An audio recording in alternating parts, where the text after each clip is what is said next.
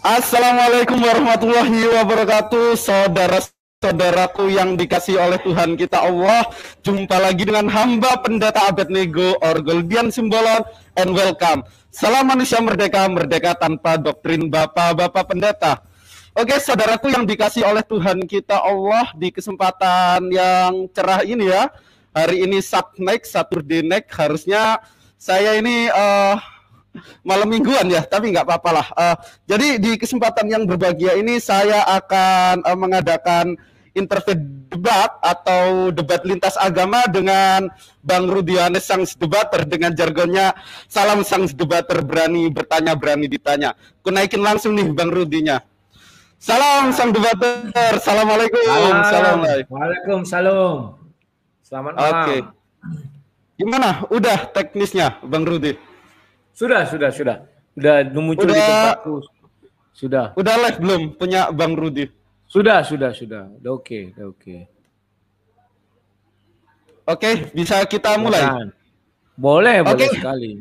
Oke, teman-teman yang berbahagia yang dikasih oleh Tuhan kita Allah. Jadi pembahasan atau tajuk kita malam hari ini yaitu sebuah pembuktian ya. Manakah yang benar-benar berasal dari firman Tuhan antara kedua kitab suci yang sama-sama kita imani, yakni Al-Quran dan Bible.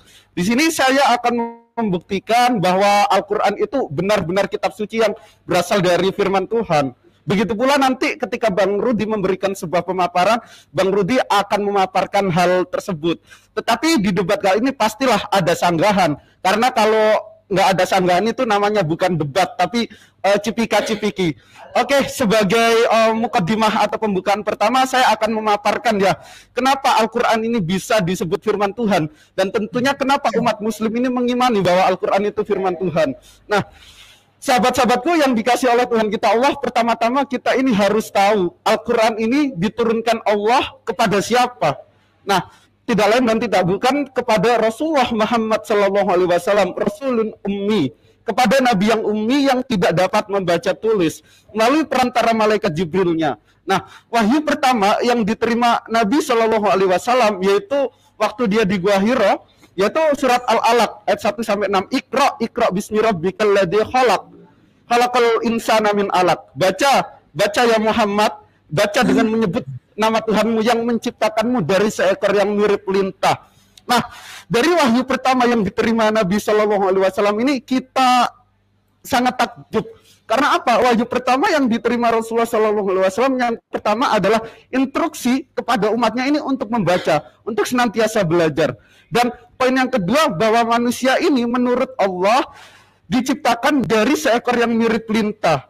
Kata alaq. Nah, kata alaq atau seekor yang mirip lintah ini menarik ya. Ketika Al-Quran diturunkan 1400 tahun yang lalu di padang gurun yang belum dijamah sekali oleh ilmu pengetahuan, sudah bicara tentang gimana sih proses embriologi di dalam rahim manusia.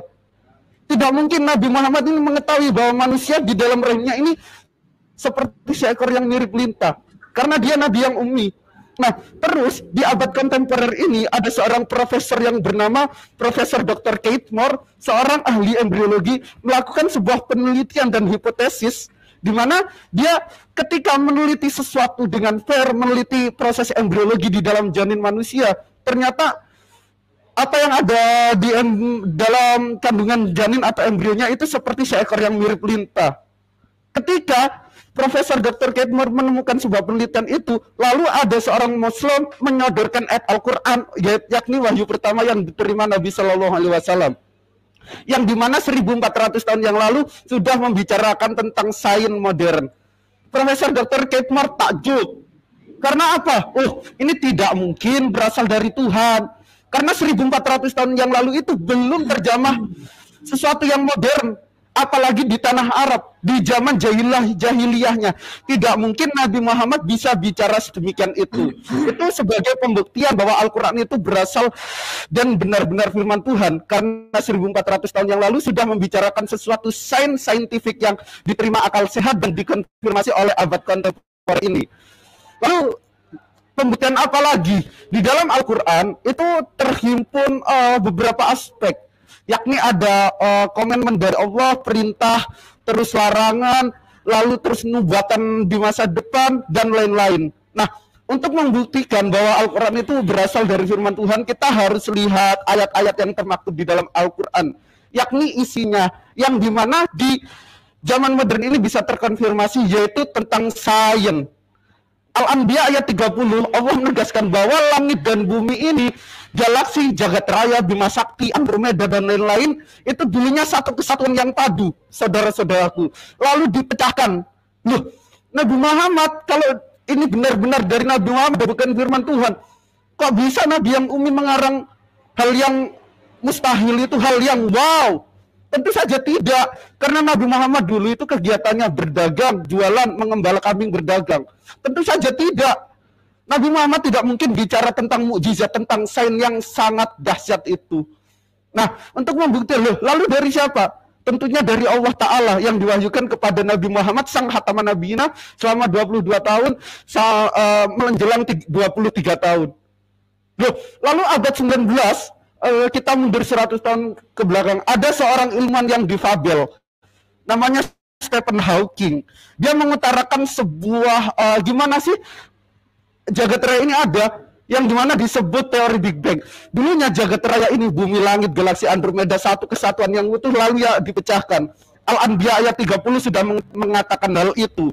Dan ini terkonfirmasi bahwa Al-Quran ini tidak pernah bertentangan dengan sains modern. Karena apa? Tidak mungkin ya Nabi Muhammad, Nabi yang umi, sudah bicara tentang itu. Nah, lalu tentang sains lagi. Dimana seorang peneliti asal Filipina, saya lupa namanya, itu mengatakan bahwa sidik jari manusia itu seluruh dunia, all of people itu berbeda. Di abad kontemporer itu mengatakan itu. Nah, ternyata Al-Quran 1400 tahun yang lalu yang belum terjamah sama sekali tentang ilmu pengetahuan itu sudah mengatakan hal yang demikian itu. Termaktub di dalam surat Al-Qiyamah ayat 3 dan 4. Bahwa fingerprint ini yang dimana kita kalau memegang sebuah handphone kita bisa klik, klik, klik. Itu tidak ada yang sama. Entah saya Bang Rudi, ini fingerprintnya pasti berbeda. Al-Quran mengatakan yang itu. Lalu bicara tentang yang lain sebagai pembuktian, yakni syair-syair yang termaktub di dalam Al-Quran.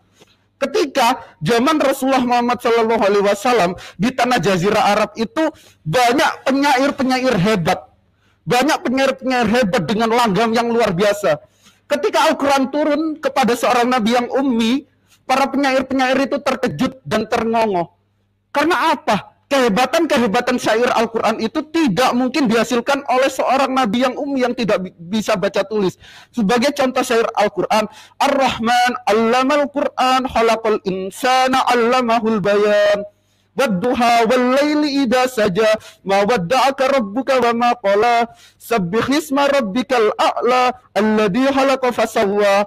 Orang musuh-musuh Nabi di tanah Jazirah Arab dulu yang suka menjual syair-syairnya karena syair-syairnya dia rasa bagus, terkejut dengan keindahan-keindahan syair Al-Quran yang tidak mungkin dikarang oleh seorang nabi yang ummi, dan itu mustahil. Dan itu mungkin penghantar dari saya sebagai pembuktian bahwa the Holy Quran really from Allah Subhanahu wa Ta'ala. Thank you, itu opening statement dari saya. Silahkan Lair Rudi. Oke, terima kasih. Sekarang giliran saya.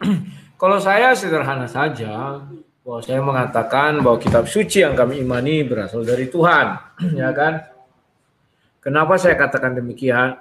Karena hanya di dalam Bible lah, dengan berani dan gamblang Tuhan mengatakan bahwa dialah pencipta langit dan bumi, dan proses penciptaannya diurutkan. Kemudian setelah itu diurutkan, maka ada kisah manusia. Mulai dari manusia pertama, anaknya siapa, terus keturunannya siapa, sampai manusia-manusia zaman akan datang. Dijelaskan di situ. Ini amat sulit sekali dinalar oleh manusia. Kenapa? Karena ketika pada masa penciptaan manusia belum dikenal tulisan ya, dan ini ribuan tahun kemudian ternyata silsilah itu setelah diurutkan tidak ada yang meleset dan benar ya. Ini sangat juga berani Alkitab itu menjelaskan silsilah. Apabila melenceng sedikit artinya kebenarannya tidak ada ya. Kemudian yang berikutnya, kitab suci itu merupakan kitab suci yang terurut sistematis ya. bahwa dimulai dari proses penciptaan sampai nanti penglihatan daripada Yohanes Wahyu mengenai hari akhir. Jadi lengkap semua dibuat. Di dalam Bible itu tidak hanya ditulis misalnya kitabnya namanya Taurat, tetapi disebutkan ini loh kitab Taurat itu Injil. Ini loh Injil itu misalnya kan kitab Musa Mazmur, ini loh Mazmur itu. Jadi dia tidak hanya berupa kalimat yang tidak mengandung isi. Itu bukti bahwa Tuhan kami yang menurunkan semua firman itu. Tetapi andai kata di Bible dikatakan Taurat tapi isinya nggak ada, saya curiga bahwa Tuhan saya bukan menurunkan kitab Taurat tersebut. Masa Tuhan tidak mengerti apa isi kitabnya sendiri? Jadi tidak mungkin.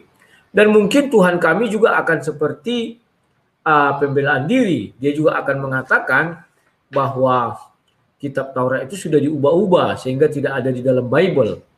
Tetapi tidak demikian.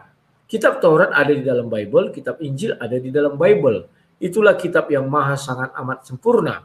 Ya, tidak ada satupun kalimat untuk membela diri. Nah, kemudian setelah Yesus naik ke surga, maka berjalanlah para rasul. Dan kisah-kisah pekabaran Injil para rasul yang dituntun oleh Roh Kudus juga dituliskan di dalam Bible itu. Sehingga dunia bisa menguji bahwa apa yang tertulis itu ada dan pernah terjadi. Ya, andai kata sesuatu itu tidak pernah terjadi, ya mungkin akan terjadi yang namanya kebohongan dan saya pun mungkin akan meragukan. Kepercayaan saya mungkin sudah mulai baling, demikian ya kawan-kawan. Nah, kemudian yang berikutnya, nubuatan-nubuatan di dalam Bible ini itu kan diucapkan ribuan tahun. Ribuan bahkan mungkin puluhan ribu tahun ya. Dan zaman sekarang itu terjadi dan zaman nanti juga terjadi. Ya. Ini sangat hebat. Tidak mungkin orang bisa melihat jauh ke depan. Ya, tetapi itu memang Tuhan yang menuliskan, Tuhan yang mengilhamkan sehingga orang-orang bisa melihat. Dan hebatnya Bible, sebelum Bible ini ditutup, Rasul Petrus sudah mengatakan, ya kan, apabila nanti di hari nanti, 2 Petrus 2 ayat 4, ada orang bertemu dengan malaikat di dalam gua, itu adalah iblis, bukan malaikat. Dan juga dikatakan malaikat itu menyamar menjadi malaikat terang, itulah iblis. Itulah sebabnya orang-orang yang mendapatkan atau mendengarkan nabi palsu, mereka akan menyangka dan mengira bahwa mereka itu bertemu dengan malaikat sungguhan atau malaikat terang. Tetapi itu ternyata malaikat yang menyamar-nyamar. Dan dia juga membawa berita, namanya juga menyamar jadi malaikat terang.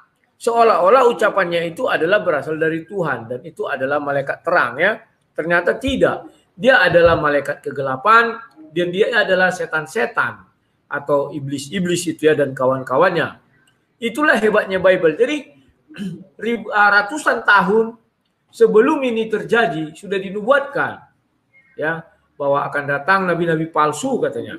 Dan nabi-nabi palsu itu dibilang di Galatia itu ya, apabila ada yang mengabarkan Injil berbeda dengan apa yang kami ajarkan, sekalipun itu malaikat, ya kan, terkutuklah dia. Dan rasul juga katanya, tapi Injilnya berbeda dengan kami ajarkan, itu terkutuklah dia.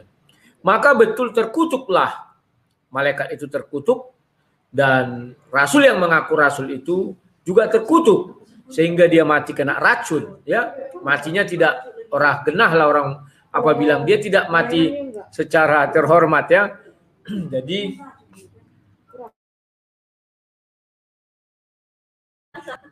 sorry kongkonnya, ini ada biniku dan ada ini anak Pak Pendeta kemarin. Saya lagi cerita orang itu. Ya. Nah, jadi itulah kehebatannya Bible. Jauh-jauh hari sudah dijelaskan itu sehingga kami slow. Kalau ada orang memberitakan Injil, ya kami dengar. Ternyata berbeda dengan apa yang di dalam Bible. Kami nggak pusing. Langsung kami katakan, oh dia setan. Dia iblis. Ajaran setan-setan. Itulah sebabnya jauh hari 1 Timotius 4 mengatakan pada hari-hari nanti ada orang akan murtad. Dia ikut ajaran roh-roh penyesat dan ajaran setan-setan. Dan itu terbukti kawan. Ajaran setan-setan itu mirip kayak ajaran Tuhan, tetapi nggak sama. Semua diputar balikkan fakta itu. Bahkan beraninya ajaran setan-setan ini menuduh bahwa Bible itu sudah dikarang-karang lah, diubah-ubah. Padahal kalau kita tanya mana yang diubah, mana yang dikarang, nggak bisa ditunjukkan kawan. Itulah ajaran setan-setan iblis. Tetapi kalau Bible mengatakan inilah yang benar, mana buktinya? Ini ada di dalam Bible semua kan? Jadi kami tidak capek-capek mencari. Kalau kami bilang, ya yang di dalam Bible ini Tauratnya asli. Mana buktinya? Ada di dalam Bible, ini Tauratnya. Ini Mazmurnya, ini Kidung Agungnya, ini Injilnya, semua ada. Ya, itu yang membuat saya yakin bahwa Alkitab adalah kitab suci yang berasal dari Tuhan. Oke, sekian dan terima kasih. Silakan Goldian. Thank you. Suaraku gimana lah? Jelaskan ya. Kedengaran. Oke, nah mungkin kita masuk sesi sanggah-sanggah dan saya akan membuat kesepakatan saya boleh bicara tentang Bible, Lerudi demikian boleh bicara tentang Al-Quran dan kita saling menjawab. Gimana? Boleh. Tetapi kalau ditanya dari Al-Quran, dijawab dulu dari Al-Quran baru bicara Bible ya. It's okay. Oke. Thank you Lerudi ya atas pemaparannya ya. Jadi saya ulangin sekali lagi tema yang sudah kami sepakati. Kan kemarin Lerudi menawarkan sebuah tema perspektif kebenaran menurut dua agama. Dan sekarang temanya yaitu manakah yang benar-benar berasal dari firman Tuhan, Al-Quran atau Bible. Nah, tetapi sayangnya pemaparan yang saya dengarkan dari Lerudi ini tidak menjelaskan, tidak membuktikan bahwa Bible ini firman Tuhan. Tetapi gini loh. Oke, thank you. Saya mencoba mengomentari dulu ya. Lerudi bilang, oh firman Tuhan itu sistematis. Ya kalau sistematis novel berseri itu juga sistematis. Nah, yang ingin saya tanyakan singkat nih. Nah, menurut Lerudi, kan Bible ini sangat banyak. Yang Bible firman Tuhan itu 73 kitab atau 66 kitab Lerudi. Silakan mungkin singkat dulu. Oke, saya akan jawab, terima kasih. Baik yang 77 kitab, 73 maupun 66. Yang 66-nya itu memiliki kesamaan. Sisanya itu kan tergantung daripada denomnya masing-masing. Tetapi itu tidaklah dikatakan bagian dari firman Tuhan secara keseluruhannya. Tetapi misalnya dibilang hasil konsili, hasilnya segala macam. Dan itu memang termaktub di dalam kitab suci. Mungkin kamu mau mengatakan Katolik atau Protestan. Ya. Bahkan sekarang ada kitab sucinya orang Protestan. Di belakangnya itu lagu-lagu. Bukan berarti lagu-lagu itu bagian dari Bible itu, tidak, untuk menghemat tempat. Dan orang membawa tidak banyak buku dibawa. Ya. Cukup dibawa satu buku. Di dalamnya sudah ada almanak, sudah ada lagu-lagu dan yang lain-lain ya. Kalau kamu belum pernah lihat, nanti minta sama orang HKBP ya, bahkan almanak di belakangnya itu ya. Dan udah ada, kan saya pendeta lah ya. Wis, dirimu pendeta? Oh iya, pendeta Betnego ya. Iya, lanjut. Oke. Nah, dari situ kalau menurut saya tidak ada yang bermasalah di situ. Nah, kemudian Gak, tuh the point aja lah. Itu yang merupakan firman Tuhan itu 66 kitab atau 73 kitab. 66 kitab kan dipegang oleh umat Katolik. Umat Katolik meyakini bahwa 100% 66 kitab itu firman Tuhan. Begitu pula Protestan juga Katolik mengatakan 73 kitab. 73 itu kitab firman Tuhan. Nah, menurut lo yang mana? Biar aku bisa membahas lebih lanjut yang harus kubahas. Kan sudah aku bilang 66 itu sama. Ya sudah, kamu harus mengerti itu. Nah, sekarang sistem kita aku bisa juga bertanya balik sekalian. Nanti kamu menjawab sambil bertanya. Oke, sekarang saya mau bertanya balik kepada. Oh, sabar Lai. Mungkin ini dihabiskan sesiku bertanya kepada Lai. Nanti Lai bertanya kepadaku balik. Ini aku belum menemukan jawaban yang klimak. Ya. Nah, jadi gini. Berarti dirimu bertanya berapa menit? Mungkin 10 menit lah sambil menjelaskan lalu bertanya kepada Lay. Sekarang 20.15 waktu Indonesia Barat. Gimana? 20 menit. 20.15 di sini. 20 menit aja kau bertanya sama. 20 menit kau bertanya sama aku ya. Ya, maksudku 20 menit kau bertanya terus-menerus sama aku jawab. Ya, sekarang 20 ganti-gantian. 21 kita bilangnya aja. Jadi 41.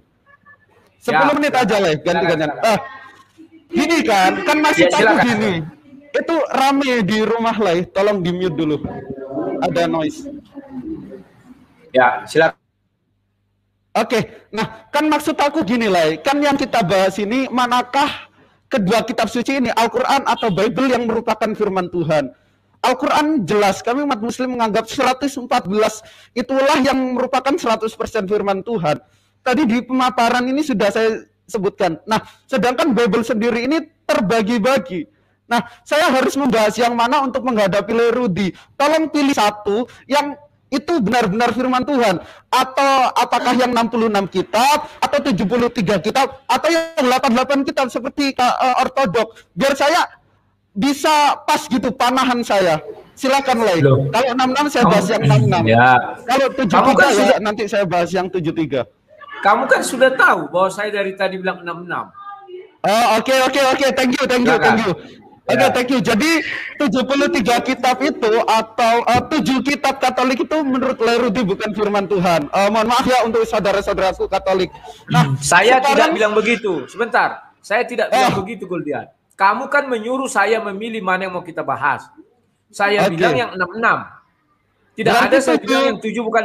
Tidak ada saya katakan yang 7 bukan firman Tuhan. Tidak ada saya katakan itu. Tapi 7 itu juga firman Tuhan. Tidak ada saya katakan itu. Kau meminta saya membahas. Sekarang gini, lawan dialog 3. Ya, lawan dialog pendeta Abednego kan Lerudi. Nah, sebagai lawan bicara, saya perlu konfirmasi. Oke, kita bahas yang 73 ya, boleh ya? Goldian, kamu kan bertanya mana yang mau kita bahas. Saya bilang yang 66. Silakan, jangan kau bilang, wah ternyata sana tidak ada aku bilang gitu. Kamu bertanya mana yang mau kita bahas. 66, silakan. Walaupun secara implisit itu merupakan sebuah pembuktian bahwa oke lah whatever. Nah sekarang aku ingin bongkar-bongkar Bible ya. Nah kalau kita bicara Bible, Bible ini dibagi menjadi 2 bagian. Ya saudara-saudaraku yang kukasihi, dan tentunya pendeta Abednego ini lebih paham Bible dibanding Sans debater Bro Rudy. Nah Bible yang pertama adalah the Old Testament, atau dalam bahasa Ibrani itu Tanakh, Torah, Nevi'im, Ketuvim. Dan tanahnya orang Protestan dan Katolik itu beda jumlah. Yang kedua adalah The New Testament atau Brit Hadasa yang berjumlah 27 kitab. Yang keempat kitab ini disebut Injil kanonik, dan 23 kitab lainnya itu ada surat Paulus itu 14 surat ya. Nah, saya akan merujuk kepada New Testament ya. Kalau kita bicara New Testament ini dikanonisasikan berdasarkan manuskrip tertua. Kalau kita bicara manuskrip tertua, sebagai seorang akademisi pendeta Abednego pasti akan menggunakan sebuah data, yakni akan merujuk kepada Sinaiticus sebagai manuskrip tertua kisaran abad 3 Masehi. Nah, tetapi kalau kita lihat sekarang ya, kawan-kawanku. Nah, di dalam Bible ini yang diimani 66 kitab ya, kitabnya Lerudi yang 7 kitab entah masih ambigu ini lengkap. Dari Kejadian 1 sampai Wahyu 22 ini ayatnya lengkap. Dan ini menurut para pakar Bible Alkitab Indonesia ini diterjemahkan dari kodek tertua, yakni Kodeks Sinaiticus. Nah, sekarang saya mencoba membongkar dan mengobrak-abrik atau mengkipasi dan membuka sebuah fakta. Ini adalah sebuah webnya orang Kristen. Goldian nggak memiliki web ini, Muslim juga tidak, tapi ini adalah Kodeks Sinaiticus. Kalau kita cek di dalam kitab Kejadian, Alkitab ini ya, terjemahan baru, Markus 16,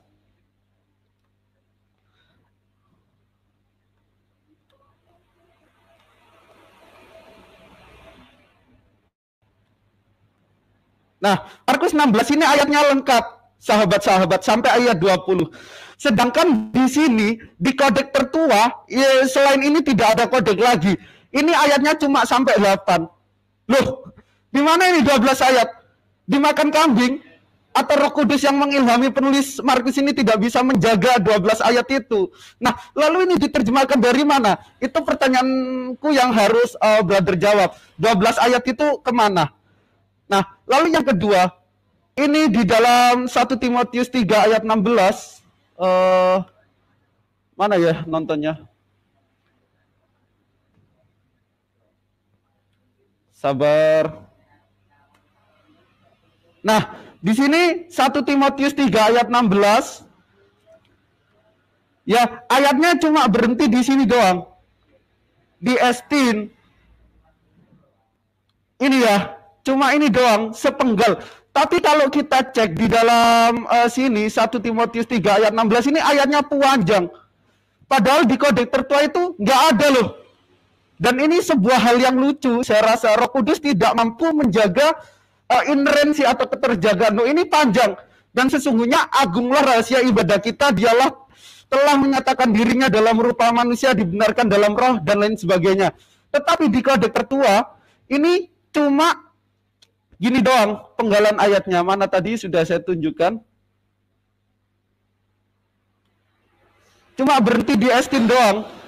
Oh, ini Markus, sorry. Ini ya, nggak ada kepanjangan yang seperti ini. Nah, itu boleh dijawab. Nah, ayat yang panjang ini berasal dari mana? Nah, lalu yang ketiga sebagai pembuktian bahwa karena Bible atau orang Kristen ini tidak bisa hidup dari manuskrip. Kalau kita cek di dalam Yohanes 8, ini ada ayat yang dimakan tikus, kawan-kawan. Bahwa Roh Kudus yang mengilhami penulis Matius ini tidak bisa menjaga. Ini adalah bukti otentik dari sumber kekristenan sendiri. Yohanes pasal 8. Ini langsung dimulai dari ayat 12. Silakan cek. Ayat satunya sampai 11-nya nggak ada. 0. Ini ya, saya gedein. Nah, habis 52, langsung Yohanes 8 ayat 12. Ayat 1 sampai 11 itu mana? Tetapi ironisnya di sini, yang dimana Yesus itu kisah yang sangat baik, kisah perempuan yang berzina lalu disuruh merajam dan Yesus tidak jadi merajam. Ini ada di Bible ini. Nah, ini nerjemahin dari mana? Sedangkan di Sinaiticus Vaticanus Alexandrinus ini tidak pernah ditemukan ayat ini, percakapan di dalam Bukit Zaitun. Nah, itu nanti bisa dijawab. Nah, saya akan melanjutkan lagi. Nah, lalu yang kedua yang akan saya bahas, ketika kita bicara tentang Bible, Bible ini terdiri dari beberapa aspek. Tadi yang pertama sudah saya jelaskan bahwa banyak ayat yang dimakan tikus. Bible sendiri ini berasal dari tulisan sejarah, tulisan para nabi, dan tulisan saksi mata. Dan itu banyak. Contoh puisi-puisi. Kalau kita merujuk kepada perjanjian baru yang diklaim sebagai kitab suci, Lukas ini menyatakan, saudara-saudara, di dalam Lukas 1 ayat 1, "Hei Theophilus yang mulia, aku menulis peristiwa ini dengan seksama." Pertanyaannya untuk Lerudi, apakah yang ditulis Lukas itu kitab suci? Jika iya, apakah Lukas mengerti kalau yang ditulis Lukas itu kitab suci? Thank you, silakan. Panjang kali. Oke, saya akan jawab dimakan tikus. Kayak belum pernah dalam sejarah dibilang dimakan tikus ya. Kalau dimakan kambing ya ada kitab suci yang dimakan kambing. Katanya terjaga, kambing pun memakan. Baik, saya akan jelaskan. Tetapi bisa jadi kitab suci itu dimakan tikus ada juga. Tetapi bukan ibaratnya karena tikusnya doyan, tidak. Mungkin karena kitab itu sudah tua dimakan rayap pun ada ya. Nah, itulah sebabnya kalau kita HMC itu keluarkan tuh jangan masuk-masukkan itu. Kita berdua masuk aja. Sendiri dia, masuk sendiri. Oke, lanjut lah. Lai, udah aku keluarin. Bisa masuk sendiri, gimana caranya masuk sendiri ya? Nah, ya. Jadi, kalau kita bicara kitab suci adalah satu hal yang lumrah. Ketika di buku A ternyata kurang, tapi salinan tua ya. Kemudian berjalan waktu ditemukan lagi. Wah, ini kayak gulungan laut mati, gulungan ini segala macam ditemukan di sana. Mungkin nanti ada ditemukan lagi, ya kan? Kita bilang kenapa tidak? Namun kalau ada nanti yang ditemukan lagi, mungkin para bapak-bapak gereja atau pengurus-pengurus gereja berkumpul lagi dan diuji dulu keabsahan kitab-kitab itu. Karena saya percaya tidak semua kitab itu bisa dikumpulkan. Hanya orang dungu dan tolol yang mengatakan bahwa kitab sucinya sudah dikumpulkan 100%. Itu bohong, nggak ada itu. Kenapa saya katakan tidak ada? Ya, namanya tulisan. Ya kan? Tulisan saat ini yang ditemukan, dia kan bisa dibukukan karena ditemukan yang tuanya. Yang tuanya ditemukan misalnya masih 8 ayat. Tiba-tiba satu hari nanti, katakanlah besok, ditemukan lagi sebuah kitab. Ya kan? Digali, ketemukan kitab. Kitab itu haruslah nanti diteliti dulu.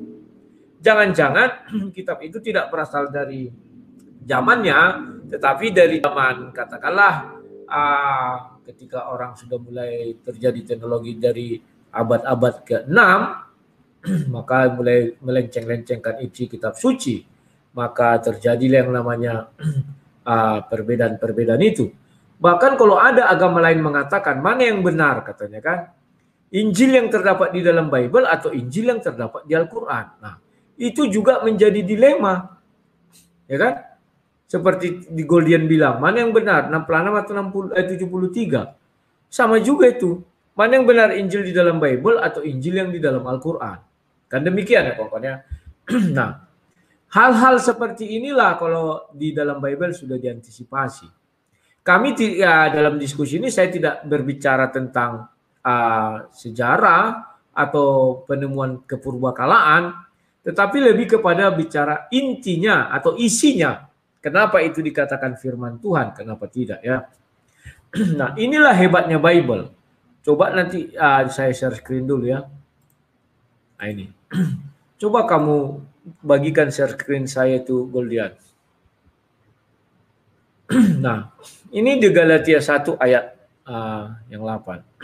Dikatakan, tetapi sekalipun kami atau seorang malaikat dari sorga yang memberitakan kepada kamu satu Injil yang berbeda dengan Injil yang telah kami beritakan kepadamu, terkutuklah dia. Nah, ayat ini manusia tidak akan mampu membuat ini. Kenapa tidak mampu? Karena ayat ini melihat ratusan tahun ke depan.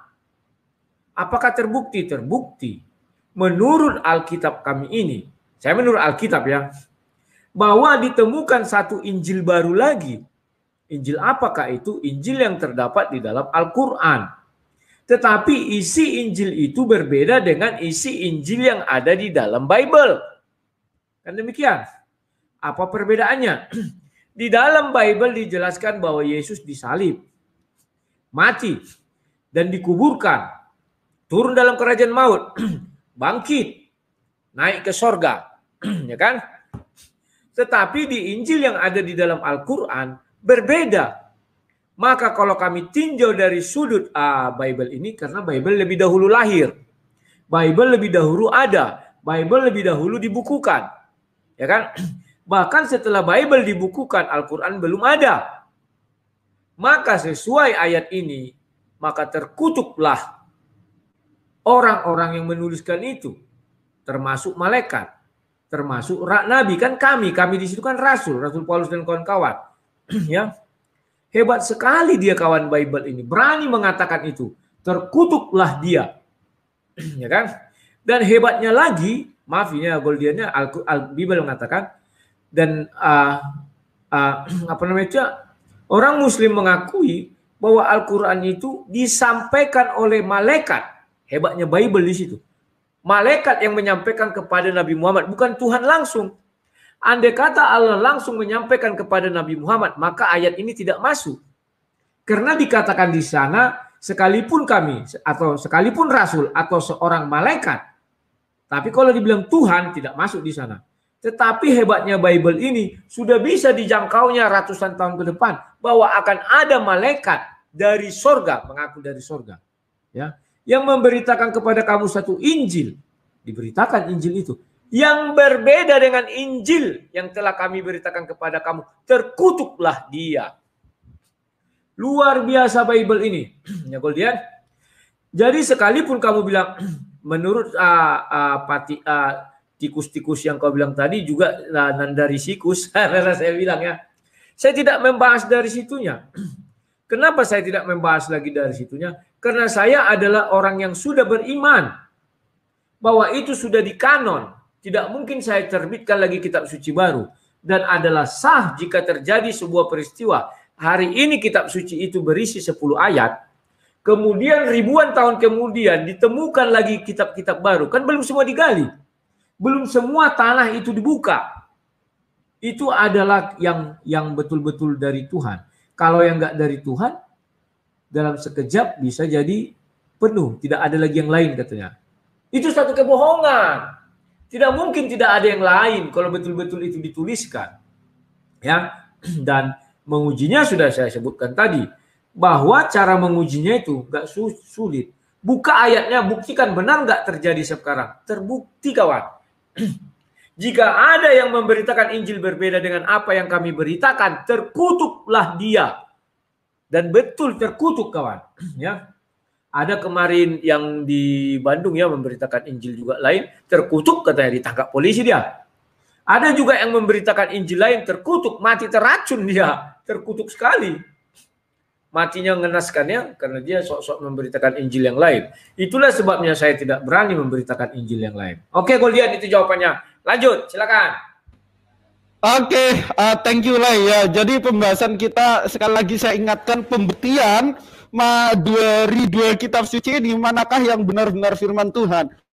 Al-Quran atau Bible yang 66 kitab, 73 kitab atau 88 kitab. Tetapi Lai Rudi mengkonfirmasi bahwa yang merupakan benar-benar firman Tuhan itu Bible yang 66 kitab. Nah, kita tidak bisa menghindar dari sebuah data akademis, sebuah data yang disajikan, sebuah data yang kredibel. Nah, kita bicara tentang Bible, saya mohon maaf ya, saya sudah lama sedikit meneliti tentang Bible. Nah, ini di Perjanjian Baru, di manuskrip tertua itu banyak ayat-ayat yang hilang. Yang dimana manuskrip tertua itu sebagai pondasi kokoh bagaimana Bible saat ini, King James atau terjemahan baru itu bisa berdiri. Itu ingat, silakan cek di Codex Sinaiticus, Vaticanus, Alexandrinus atau Washington itu banyak manuskrip tertua. Di manuskrip tertua banyak ayat yang hilang. Itu ribuan ayat.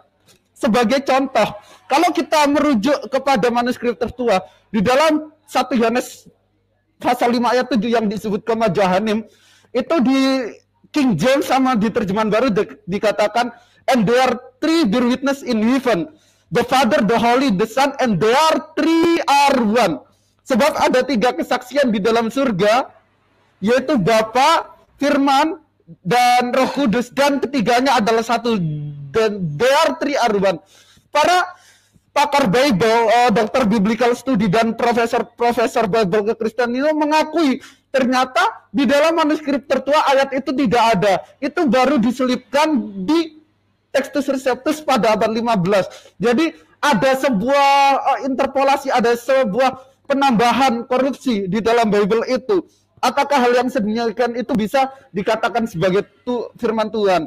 Tadi juga saya sudah ungkap bahwa di dalam manuskrip tertua yang menjadi fondasi kokoh berdirinya Biblos itu sendiri, di dalam Injil Markus pasal 16 itu cuma berhenti pada ayat 8. Tetapi di King James Version, di terjemahan baru itu sampai ayat 20. Pertanyaannya loh, itu berasal dari manuskrip yang mana? Karena apa? Kekristenan ini tidak bisa hidup, kitabnya tidak bisa hidup maksud saya, tanpa adanya manuskrip Papyrus, P7, P16 dan itu tidak pernah ditemukan.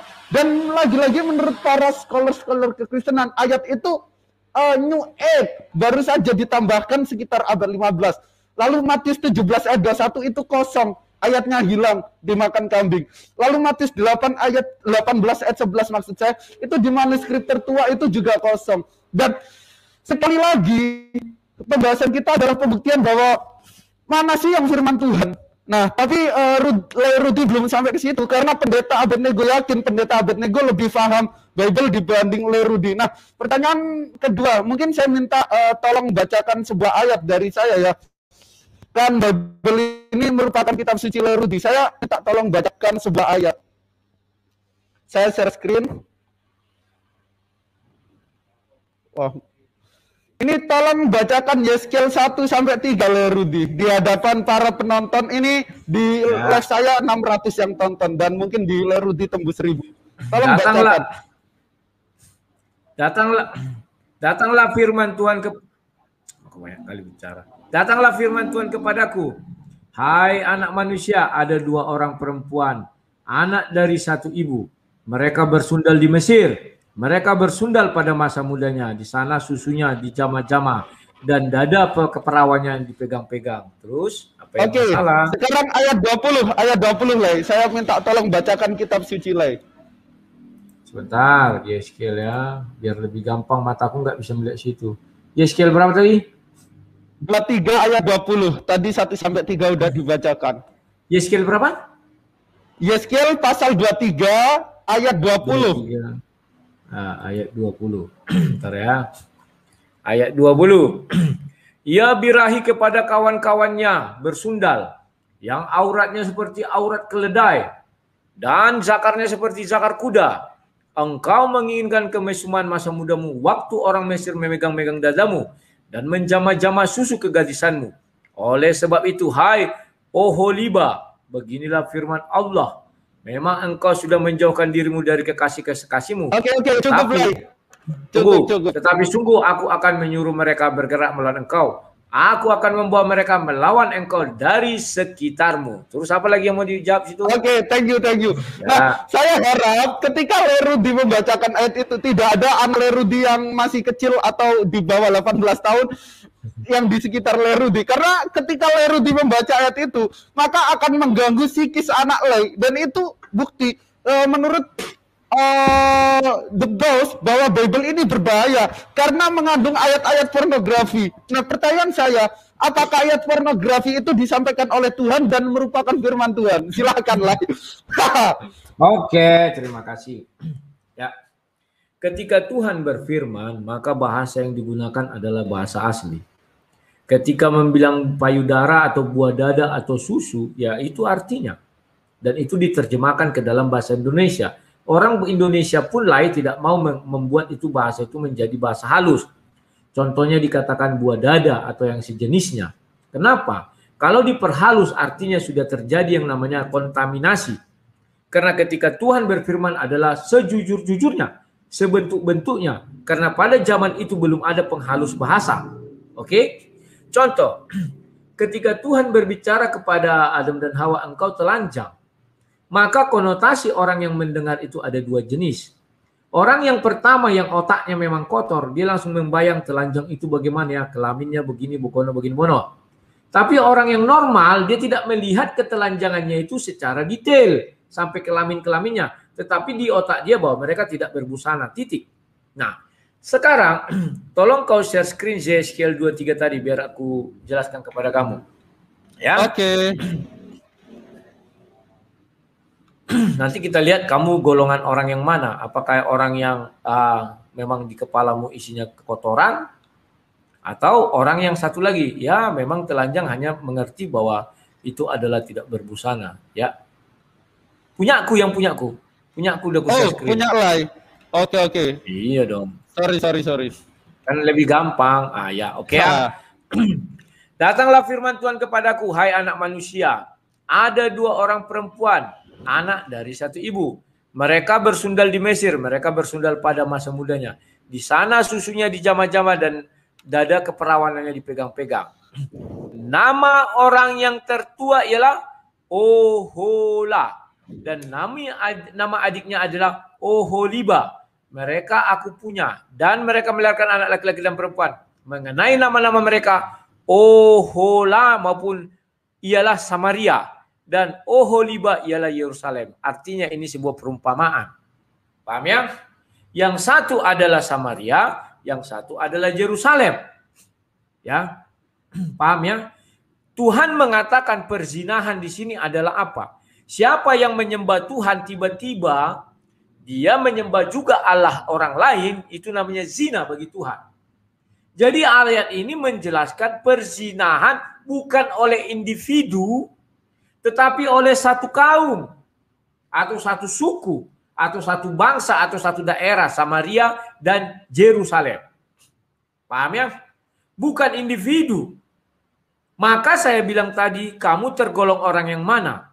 Apakah orang yang di kepalamu memang berisi kekotoran sehingga kamu lihat ayat 1 sampai 3 kamu penggal, ayat 4 tidak kamu baca sampai ayat 5 dan seterusnya baru kamu penggal lagi.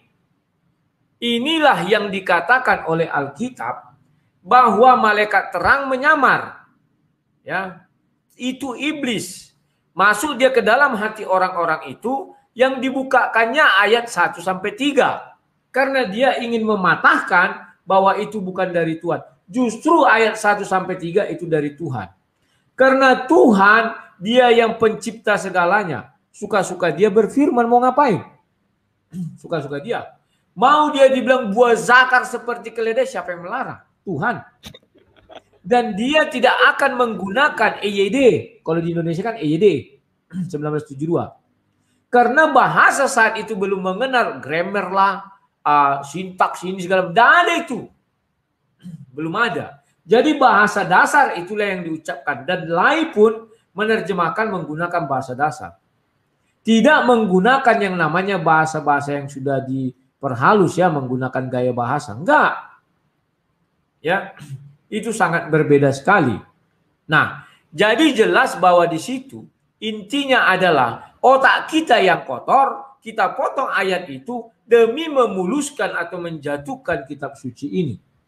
Ternyata kita nggak kuat. Ayat 4 menjelaskan Samaria dan Yerusalem. Itu bukan manusia Samaria itu. Dan Yerusalem bukan manusia, tetapi sebuah wilayah. Ya. Dan bagi Tuhan, berzina itu bagi Tuhan, orang Yerusalem misalnya disuruh berbakti kepada Yahweh. Tetapi tiba-tiba mereka pergi ke Baal atau kepada Allah lain. Itulah sebabnya ya, bahwa Bible ini betul dari Tuhan.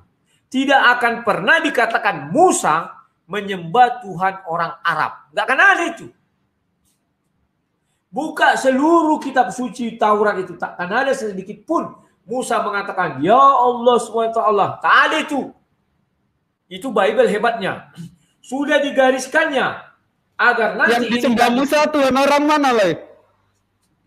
Tunggu dulu, kan giliranku, selalu aja. Iya. Nanti giliranmu ada. Oke, maaf. Iya. Oke. Ya.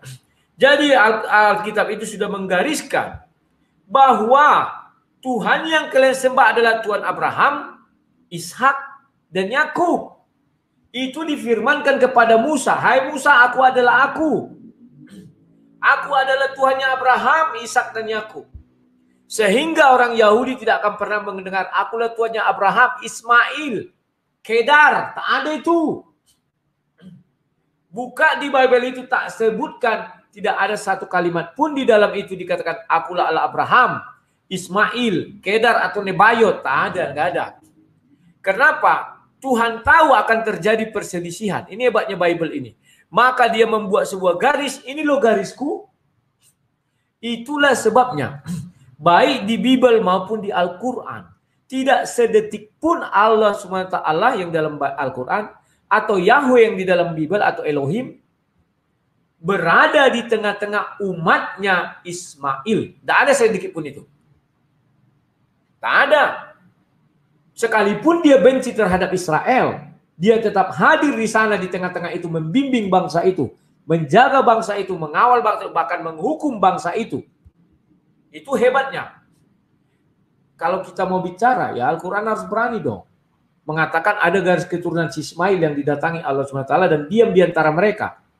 Ketika mereka kesusahan, Allah SWT menolong. Ternyata nggak ada. Baca Al-Quran. Nggak ada.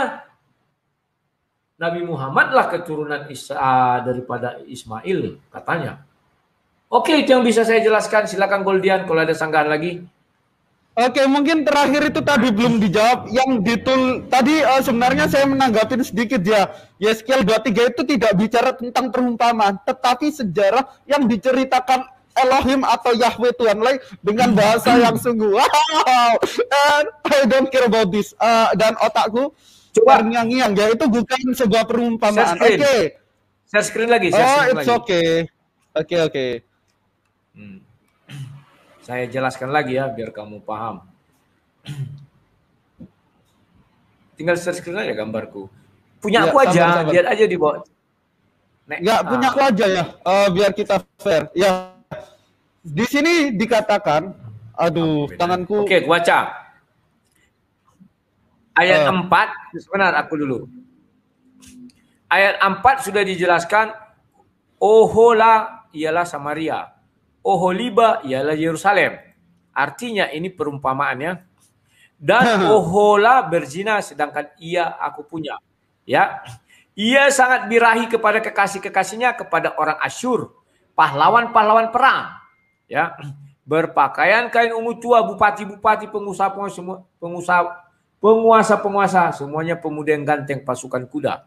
Ia melakukan persundalan dengan mereka. Semua orang Asyur dipilih. Apa mampu satu orang memilih semua orang Asyur? Enggak kan? Lanjut. Ini artinya, nah, ia menajiskan dirinya dengan semua orang tanpa terkecuali. Kepada siapapun ia birahi dan dengan berhalanya. Sudah. Untuk apa saya lanjutkan? Sudah dijelaskan sini. Berhalanya. 8. Ia tidak meninggalkan persundalannya dilakukan sejak di Mesir. Sejak di Mesir orang Samaria dan Yerusalem itu bersundal menyembah Allah-Allah orang Mesir. Oke, ya itu juga ada sebuah fakta bahwa ada seorang sosok yang bernamanya Ohola dan Oholiba melakukan hal itu. Untuk teman-teman saya syarat jangan menamakan anaknya Ohola atau Oholiba. Nah, sekarang pertanyaan satu yang belum Lairu dijawab. Nah, yang ditulis Lukas itu firman Tuhan atau sejarah, catatan sejarah, bukan Lukas 1 ayat 1. Lukas 1 ayat 1, bentar ya. Ya, Lukas 1.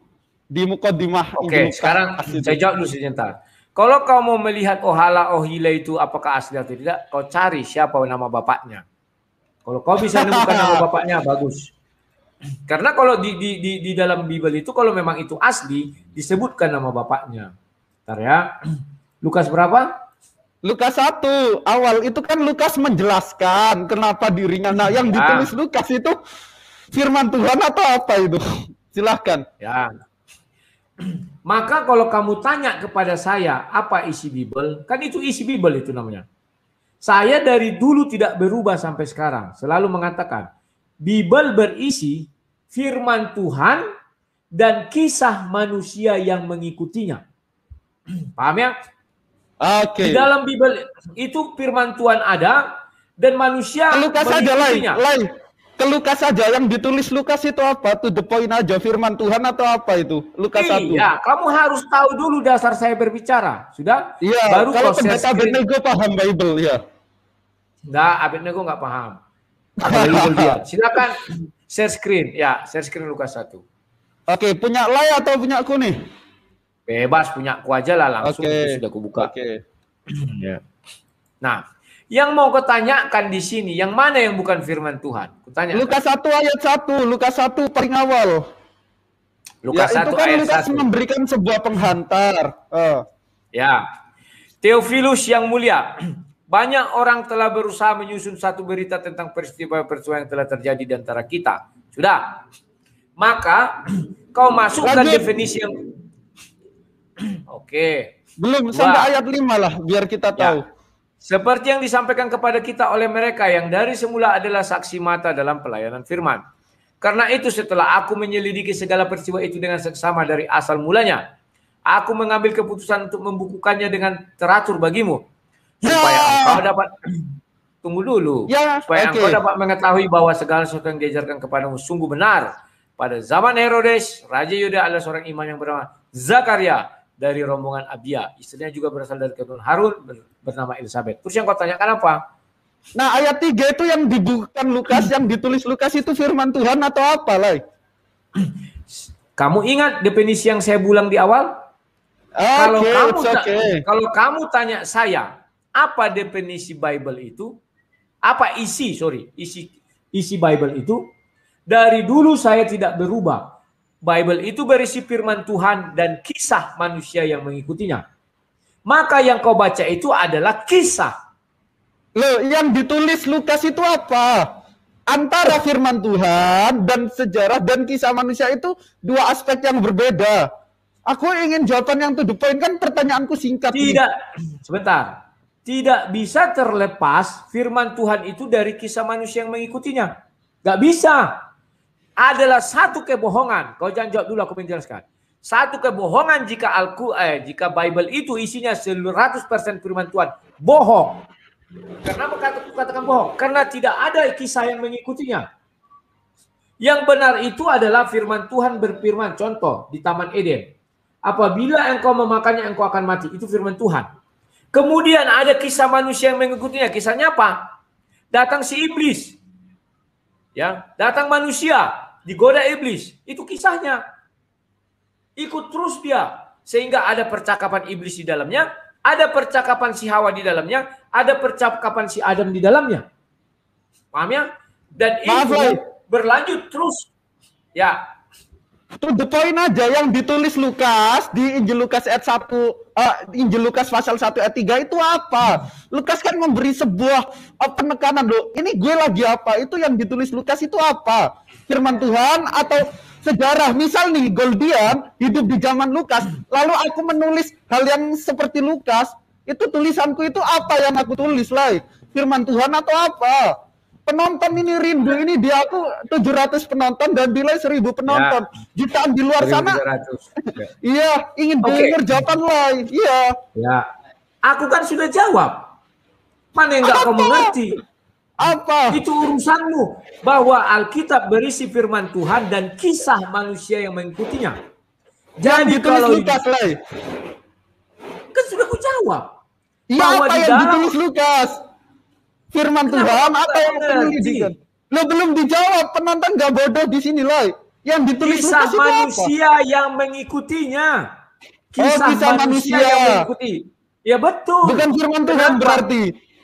Firman Tuhan berarti. Dengar, firman Tuhan dan kisah manusia yang mengikutinya. Udah? Jangan kau yang ditulis dulu. Lukas. Iya. Kan sudah ku bilang kisah manusia. Bahwa ada seorang manusia yang meneliti. Kok susah sekali. Kisah manusia itu firman Tuhan atau bukan, Lai? Kisah manusia ya kisah kehidupan manusia. Yang terjadi karena adanya firman Tuhan. Yang terjadi karena... Aduh, jangan dipotong-potong dong. Oke. Apa ini? Kita belum dapat jawaban nih. Kau jangan potong. Kan giliranku menjawab. Ya. Oke. Sudah aku jelaskan bahwa ketika Tuhan berfirman, ada mulai kisahnya dari pertama sampai terakhir itu turun terus. Maka ketika ada ucapan manusia di situ, contoh surat Paulus, apakah itu firman Tuhan? Kalau yang menulis bukan Paulus, ya dia firman Tuhan karena dia tidak tahu. Contoh kejadian sampai kejadian keluaran ulangan bilangan itu. Musa tidak mengerti kepenciptaan, maka difirmankan Tuhan. Paham ya? Setelah zaman Rasul Paulus, sudah dikenal tulisan, maka mereka ikut semua firman Tuhannya ada, dan ada kisah manusia yang mengikutinya, dan itu dituliskan. Paham ya? Kisah manusia, aku bilang, saya nggak berubah. Kisah manusia dituliskan di dalam Alkitab. Tidak akan saya cabut pernyataan saya itu. Sudah. Sekarang ini sudah 1 jam. Apakah saya bisa giliran bertanya? Halo? Suaramu kok nggak ada, Goldian? Sorry. Aku mute. Gimana? Udah dengar? Sudah. Apakah kita sudah bisa bergantian? Habis kita transisi, saya memberikan sebuah penutup dari kesimpulan jawaban Bro Rudi. Ya sangat lucu ya, saya tanya firman Tuhan atau bukan. Jangan disimpulkan. Iya Bang Rud. Oke, lanjut. Sekarang aku giliran kowe. Giliran kowe. Oke. Oke ya, Goldian. Sekarang aku mau bertanya. Tapi minum air putih dulu, kok pucat gitu aja Bang Rudi? Mana pernah aku pucat. Wajahku memang begini. Ini pengaruh dari ini loh. Ini ada cahaya dari... aku kira gara-gara lawan pendeta Abednego getar dan bikin wajah pucat. Walaupun Tuhan kau lawan tak takut aku. Kau udah aku bilang. Jangankan hanya kau. Pernah aku bilang sama orang, Tuhan kau lawan tak akan mampu lawan aku. Sama aku juga nggak takut lah. Aku lawan Tuhan juga nggak takut. Oke, sekarang jawab. Aku mau lihat kau takut apa enggak. Menurutmu, yang Al-Quran mana yang mau kita pakai? Versi Syiah atau Sunni? Silakan. Loh, Al-Quran jelas menurut para ulama yang disepakati dengan para sahabat, yang dimana yang menganon dan menjadi juru peneliti kanon itu adalah Zaid bin Sabit. Lalu para sahabat mengkodifikasi Al-Quran yang berjumlah 30 juz dan 114 surat. Yang meneliti siapa? Zaid, anak buah Rasulullah langsung, yang dimana selama hidupnya selalu bersama Rasulullah. Jadi jelas yang kita pakai sekarang, yang di Birmingham University probabilitasnya mencapai 98% sesuai dengan Al-Quran zaman Rasulullah. Itu 30 juz 114 surat. Gak ada Al-Quran Syiah, mana Al-Quran Syiah?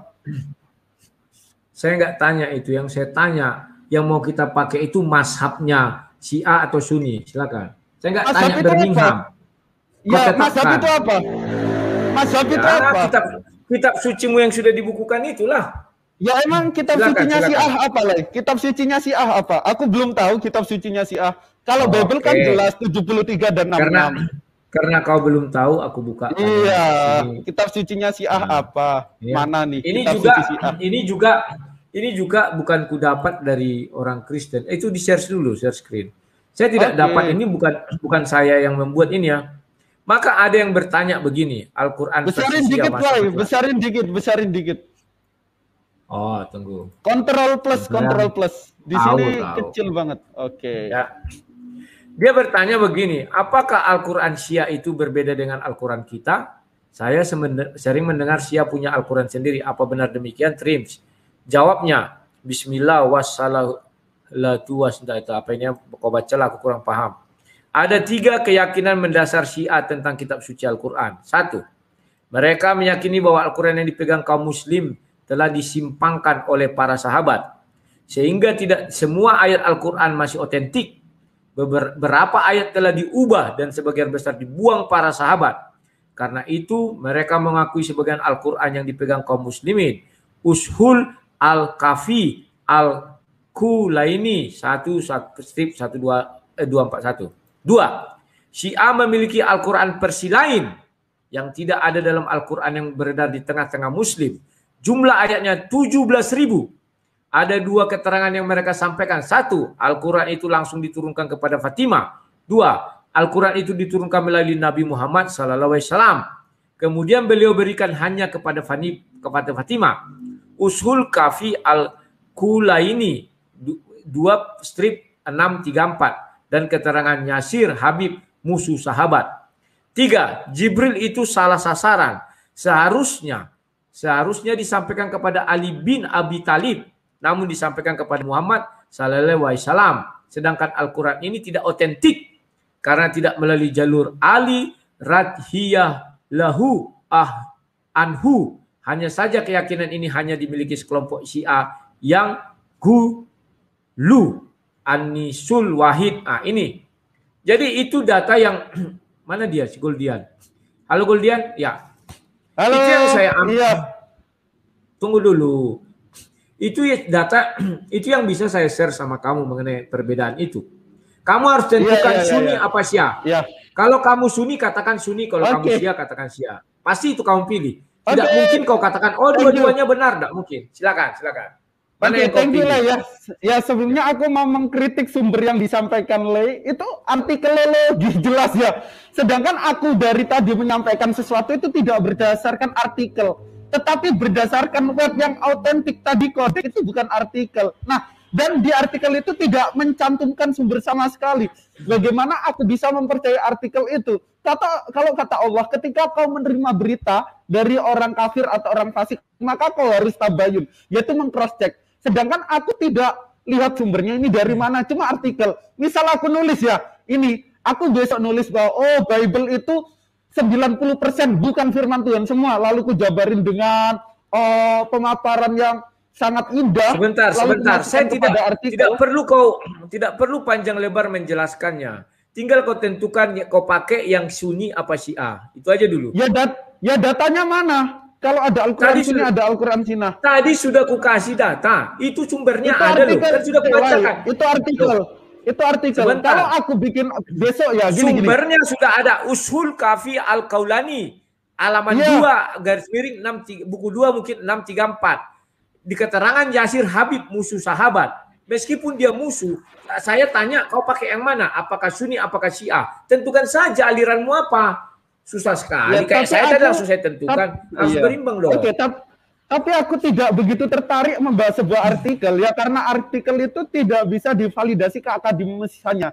Sedangkan sumber yang saya berikan tadi as-sah, sahih, berasal dari kekristenan sendiri. Misal gini, kalau besok aku buat artikel, Rudi. Sebentar. Tidak bisa gitu kau. Tentukan Sunni apa Syiah. Nggak ada data. Karena itu nyata. Oke. Kenapa nggak ada data? Saya sudah kasih tadi. Itu nyata. Sekarang saya tanya kau, apakah Al-Quran Sunni dan Syiah sama? Kecuali Lerudi tunjukkan ini loh Al-Quran Syiah. Makanya 90 tahu ya kamu. Ini loh Al-Quran Sunni. Kamu yang menjawab. Ya, kamu menjawab. Apakah Al-Quran Sunni dan Syiah sama? Jawab. Silakan. Oke. Saya nggak tahu. Saya belum menerima sumber otentik sama sekali selama saya Muslim. Apakah Al-Quran Sunni dan Syiah beda? Tapi hanya artikelologi yang Bro Rudi sajikan. Oke, saya bahas. Ya, Al-Quran yang saya pakai ini Al-Quran yang berasal dari Rasulullah dengan oral kepada sahabatnya. Lalu Rasulullah menyuruh Zaid bin Sabit agar para sahabat ini memushafat atau mengkodifikasi Al-Quran. Dan ketika pengkodifisian itu selesai, yang meneliti itu adalah Zaid sendiri. Zaid juru tulisnya Rasulullah. Berarti Sunni kan? Sunni. Kok Sunni? Sunni itu malah Sunni sama Syiah itu lebih dulu Syiah. Kalau ke sejarah. Oh, berarti tapi kita bahas Al-Quran. Nah, sekarang aku tanya. Al-Quran yang kau pegang sekarang, itu punyanya Sunni apa Syiah? Itu aja dulu. Punyanya Islam. Kok Sunni sama Syiah? Oh, enggak dong. Islam. Kalau punyanya Islam, mereka tak akan perang, enggak akan musuh-musuhan. Itu perang karena politik. Kita enggak bahas itu perang karena Ali radhiyallahu taala anhu. Itu tidak ada relevansinya dengan tema. Berarti saya punya Islam. Ya, berarti Al-Quran Sunni dan Syiah sama. Loh, saya nggak tahu saya punya Islam. Wait, let me finish. Saya nggak memposisikan diri saya Sunni atau Syiah, tapi saya Islam. Inna dina indallahil Islam, dan Al-Quran yang saya pakai nahnu nazzalna dzikra wa inna lahu lahafidun. Allah yang menurunkannya dan Allah yang menjaganya. Yang dimana berasal dari oral Nabi Shallallahu Alaihi Wasallam lalu dikodifikasi oleh sahabatnya dan sempurna. Bahkan katanya di Birmingham University. Kamu aliran mana? Kamu aliran mana? Sunni apa Syiah? Itu aja dulu. Loh, emang gue Kristen punya aliran. Memang ada di dalam Islam ada aliran. Lo itu biarin orang-orang, tapi lawan dialog Bro Rudi Goldian. Aku Islam fisil nikafah insya Allah. Oke, sudah saya dapat ya. Oke. Bukan Kristen seperti karismatik, Pentakosta. Ya. Atau kamu mau mengatakan gini lah biar gampangnya, kamu beriman kepada Al-Quran yang terjemahan Depak itulah gitu kira-kira ya. Karena itu kan sama dengan yang ada di Arab itu mungkin ya, gitu ya. Terjemahan bukan Al-Quran, terjemahan bukan Al-Quran. Perlu diingat. Betul. Oh iya, maksudku yang sama. Oke. Yang sama yang diterbitkan Depak apa gitu bisa aku bilangnya. Loh, yang diterbitkan Depak beserta terjemahannya itu bukan Al-Quran, tapi Al-Quran itu original teksnya.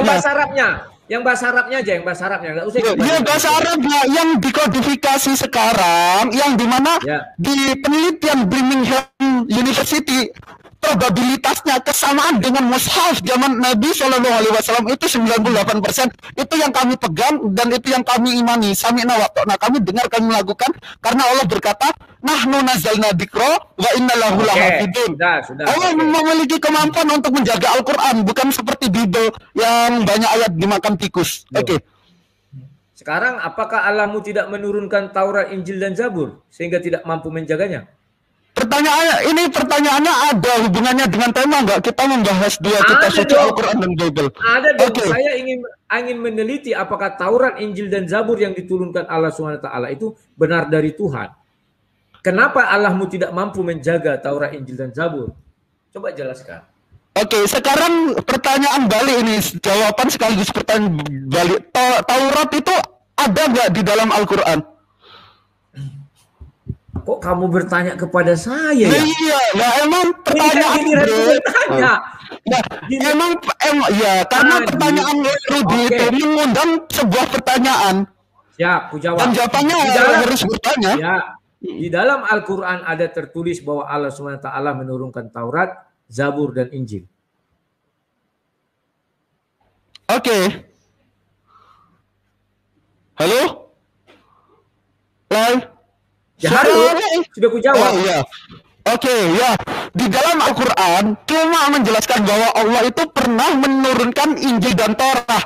Nazzalna alaikal kitaba bil haqqi musaddiqan lima baina yadayhi wa anzala taurata wal injil. Itu dalilnya surat Ali Imran yang pertama, bahwa Al-Quran ini diturunkan untuk membenarkan kitab sebelumnya, yakni Torah dan Injil.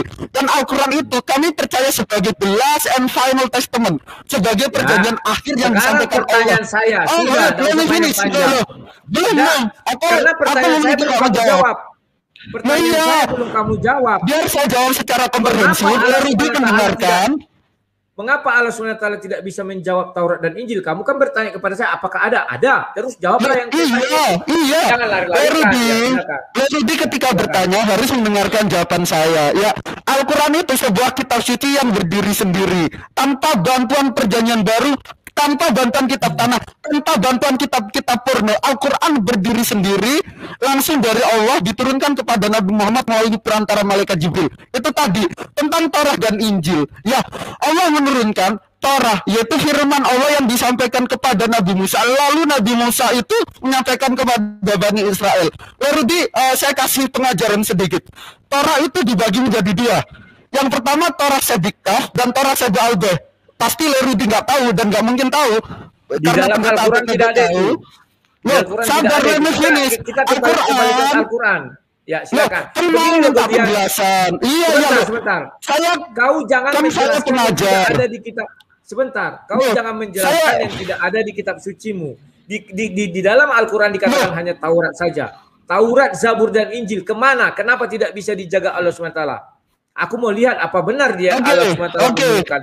Dengerin ya, ini merupakan sebuah ilmu. Dengerin ya, ini ilmu dan daging banget ini isinya. Ketika aku menjelaskan secara komprehensif, Bro Rudi tolong diam. Tadi Bro Rudi ketika menjelaskan aku tidak motong ya, malah aku kasih kesempatan seluasa mungkin Bro Rudi menjelaskan. Kau tadi juga motong. Ya motong kan waktu jawaban lo itu nggak relevan, tetapi yang aku jawabkan.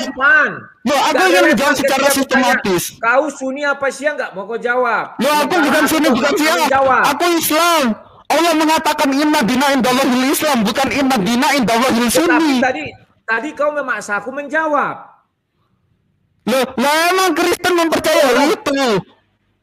Aku juga sudah buktikan. Nah, sekarang tolong kau jelaskan langsung kepada topik. Mengapa Allah SWT tidak mampu menjaga Taurat, Zabur, dan Injil? Silakan. Diam. Oke, tapi kalau aku jawab, tolong diam karena ini isinya ilmu semua dan penonton Lerudi ini pasti suka mendengar jawabanku. Ya, Al-Quran adalah sebuah kitab yang berdiri sendiri, kokoh 100%. The word of God, firman Tuhan. Tidak ada bantuan kitab tanah, tidak ada bantuan kitab Injil, tidak ada bantuan kitab-kitab porno seperti Yeskel 23 itu yang perlu lagi tahu. Ketika Al-Quran menerangkan bahwa Torah dan Injil ini pernah turun, masa Nabi Musa dan Nabi Isa alaihissalam, Nazzalna alaikal kitaba bil haqqi musaddiqan lima baina yadayhi wa anzala taurata wal injil. Ya, Al-Quran membenarkan kitab sebelumnya yakni Torah dan Injil. Nah, pengertian dari Torah yaitu firman Allah yang disampaikan kepada Nabi Musa, lalu Nabi Musa menyampaikan kepada Bani Israel. Dan Torah sendiri ini dibagi menjadi dua, dan jelas Rudi nggak tahu. Yang pertama Torah Sebiktah, yang kedua itu Torah Sebalbeh. Torah Sebiktah itu 5 kitab Pentateuch, kitab Musa. Kejadian, bilangan, ulangan, imamat, dan 5 itu. Dan Torah Sebalbeh itu adalah Torah lisan, yang oral, yaitu penyampaian. Nah, ketika kita mengatakan, Taurat mana yang menurut Al-Quran benar? Tolong dijawab dari Al-Quran. Yang kau sebut itu di Bible itu, 5 kitab itu di Bible. Al-Quran tidak pernah menjelaskan ada 5 kitab Taurat itu. Nggak ada itu. Jangan kau karang-karang. Oke, ulangi aja pertanyaannya. Mau aku jelasan di Al-Quran yang mana? Al-Quran yang kau pegang lah. Kalau memang ada hari ini aku murtad, kalau bisa kau tunjukkan di Al-Quran dikatakan ada Taurat 5. Kejadian keluar Taurat 5. Imamat. Allah, yang perlu Bro Rudi diketahui, jangan samakan perspektif Bro tentang biblos dan Al-Quran, karena sejatinya Al-Quran itu aku menjawab. Ya, sebentar. Yang membuat kau lucu, Galdian, aku minta dari Al-Quran. Kau jelaskan ada tafad. Tidak ada di Al-Quran itu. Yang ada di Al-Quran Taurat dibilang situ.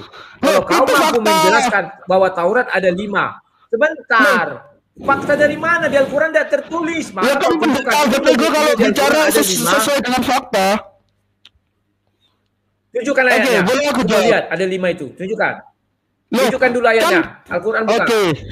Oke, jangan dipotong. Aku akan menjawab secara komprehensif. Yang pertama, kita harus tahu apa itu Al-Quran.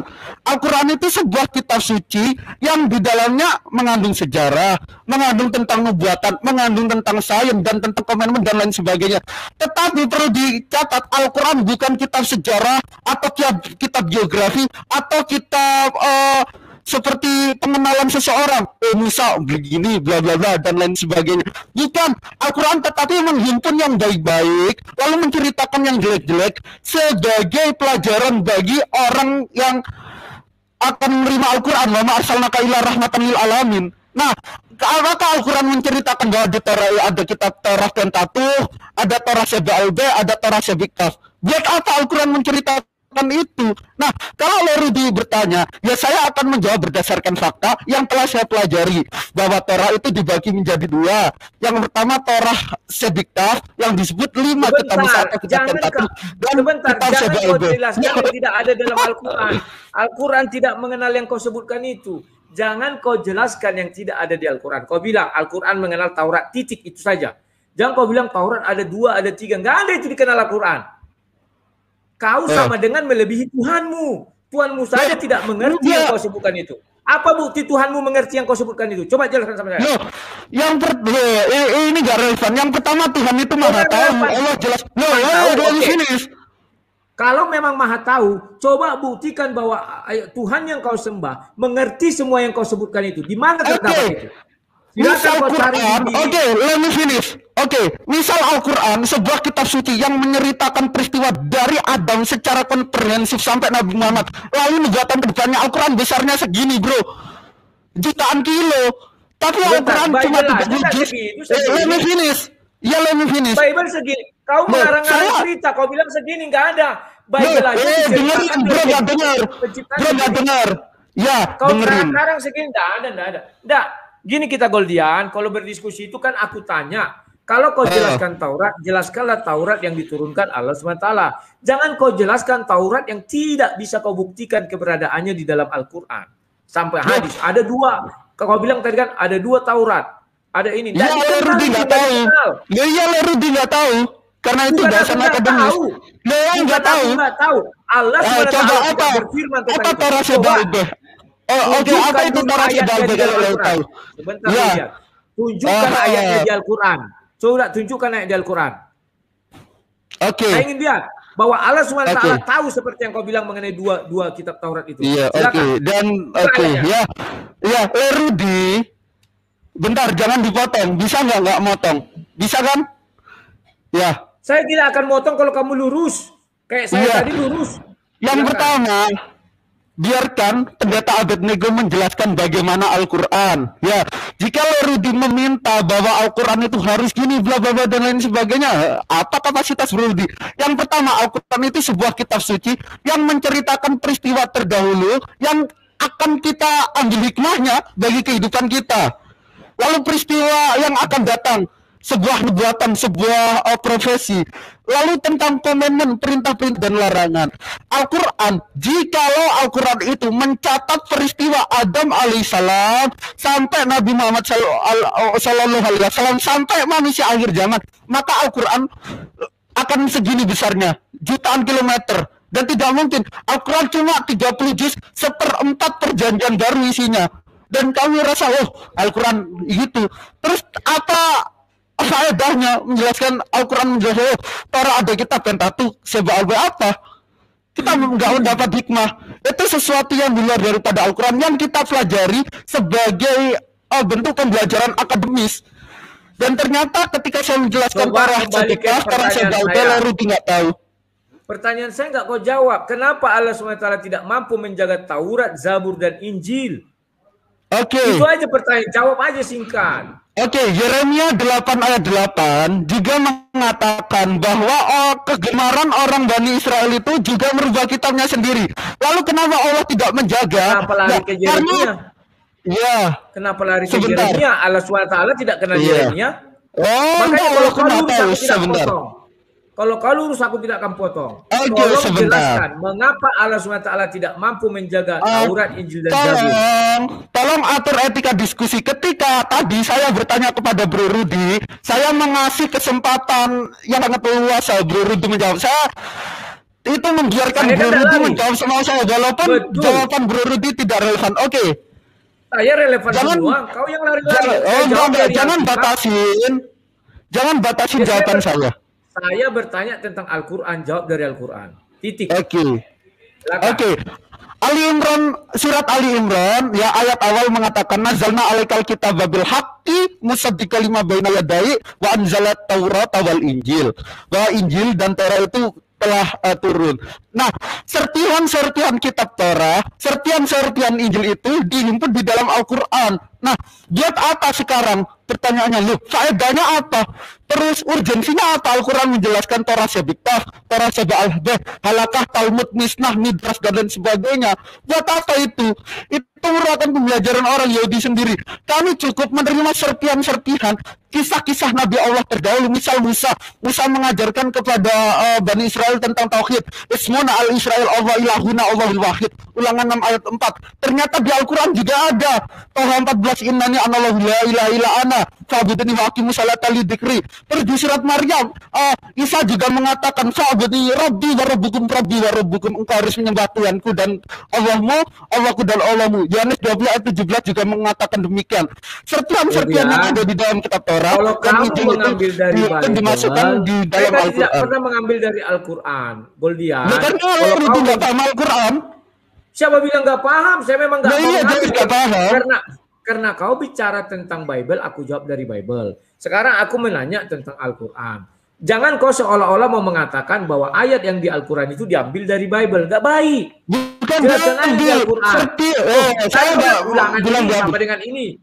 Ulangan ini sama dengan ini kau bilang. Ini sama dengan ini. Nggak boleh begitu. Pertanyaan saya, mengapa Allah SWT tidak mampu menjaga Taurat, Zabur, dan Injil? Iya, tapi jangan panik. Oh, bukan tidak mampu. Iya, oke.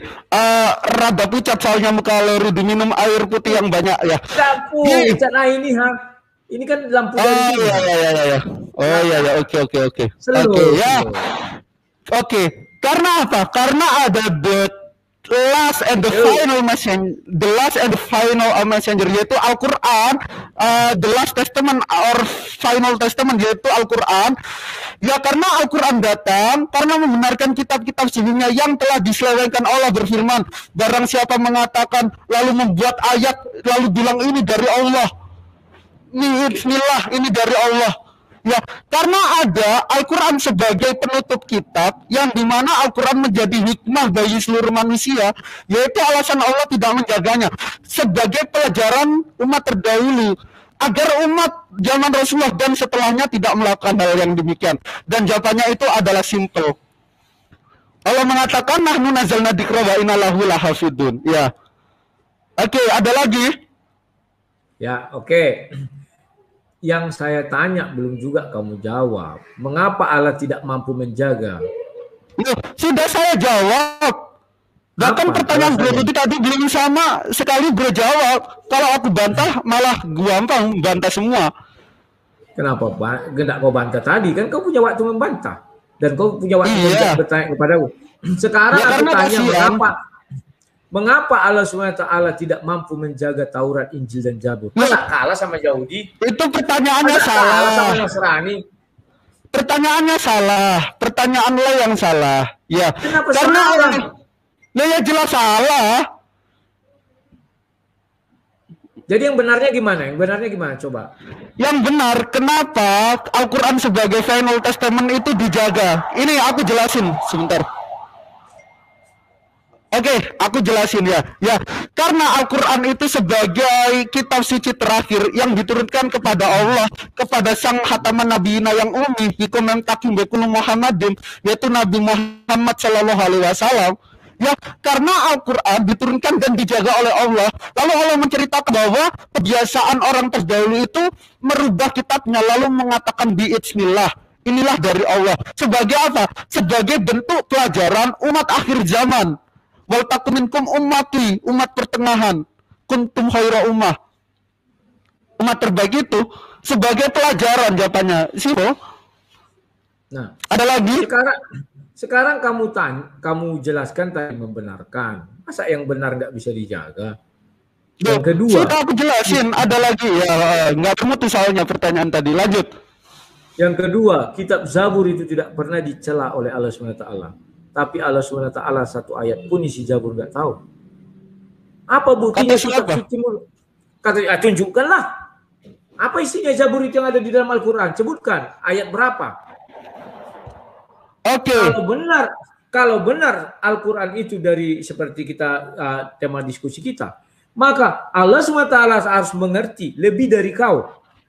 Karena itulah 610 datang firman itu. Maka harus tertulis seperti yang kau bilang itu lengkap. Bahwa kamu bilang Taurat ada 2, ini. Ya kalau mau ditulis semua, lebarnya 1 juta kilometer, Nggak ada 1 juta kilometer Bible aja dan lengkap segini. Bible aja segini. Adam alaihissalam, kalau kisah Adam alaihissalam sampai umat terakhir ini 1 juta lebarnya. Terus urgensinya apa? Saya tidak tanya itu. Yang saya tanya, kok lebih hebat kau? Kau bisa bilang 2 Taurat gini-gini. Sementara di Al-Quran tidak ada dibilang 2 Taurat yang dirubah. Kau hebat, bisa kau tunjukkan. Tidak ada. Dan yang berikutnya aku tanya lagi sama kau ya.